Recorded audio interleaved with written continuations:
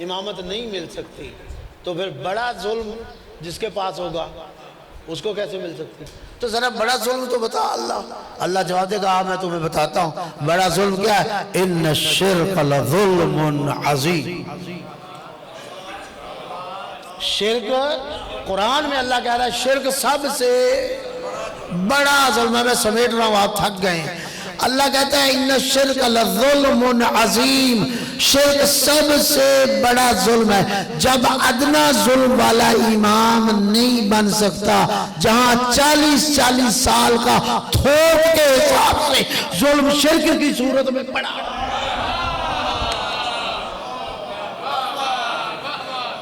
توجہ ہے کہ نہیں؟ اللہ آپ کو سلام 40 سال کا شرک پڑا، شرک سب سے بڑا ظلم ہے۔ جب 40 سال کا شرک پڑا تھوک کے حساب سے، پھر اسے امامت اور خلافت کیسے دی جا سکتی؟ قرآن سے آ کے اپنی خلافت ثابت کرو، قرآن سے آ کے اپنی امامت ثابت کرو بھائی۔ آؤ ہماری امامت، بس میں اسی پہ سمیٹ رہا ہوں۔ پھر زندگی رہی، بہت سی چیزیں میں سوچ کے آیا تھا کہ میں آپ کی خدمت بیان کرتا، کبھی پھر آیا یا اگلے سال آیا یا کبھی آیا تو آپ مجھے یاد کریں کہ یہیں سے آگے بات چلا لیں گے۔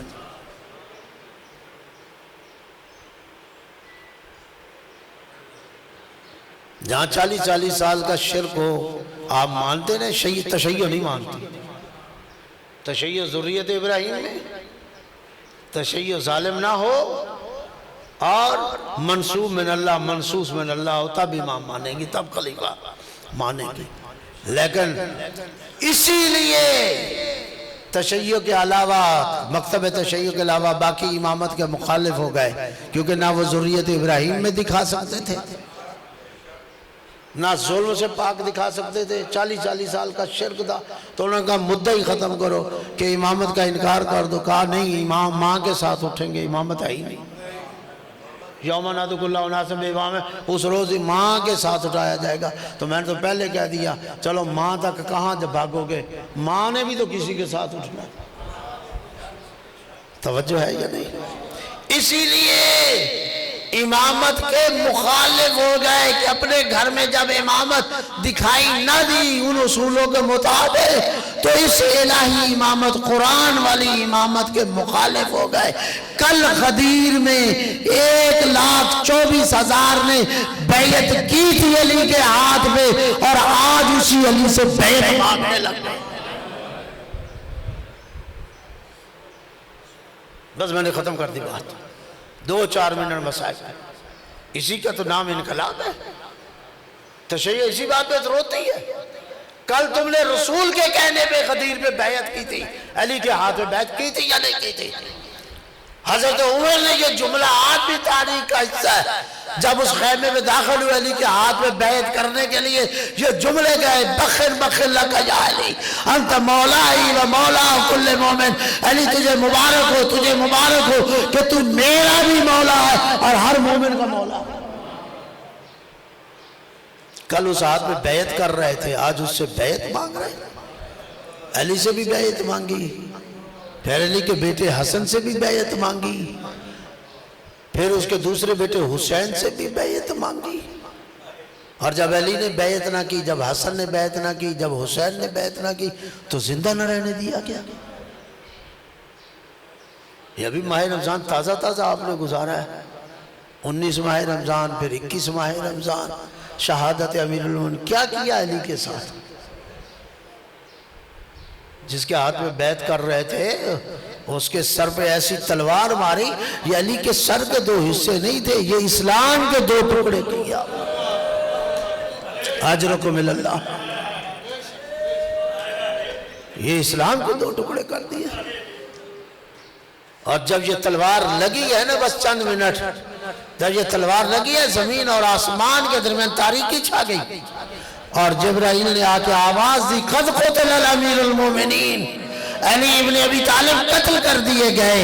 بس جہاں پورے شہر والوں نے سنا، دنیا نے سنا، وہاں علی کی بیٹیوں نے بھی سنی اس آواز کو، اس کو سنا، اور روتی ہوئی کمروں سے نکلی، وہاں حسنا وہاں حسینا وہاں عیہ، او میرے بھائی حسن، او میرے بھائی حسین جلدی آؤ، کیا قیامت اٹھ گئی، شہزادے نکلے۔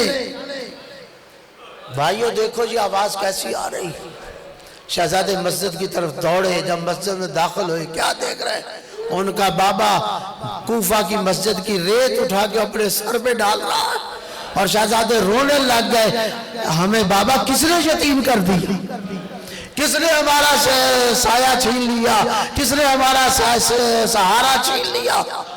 بس عزادارو نماز پڑھائی، نماز پڑھانے کے بعد امام حسن نے چادر کو بچھایا، دونوں شہزادوں نے علی کو اس چادر میں ڈالا اور گھر کے قریب لائے۔ جب دروازے کے قریب پہنچے ہیں نا، علی کے اصحاب بھی ساتھ تھے، میں نے بالکل مصاحب مختصر کر دیا۔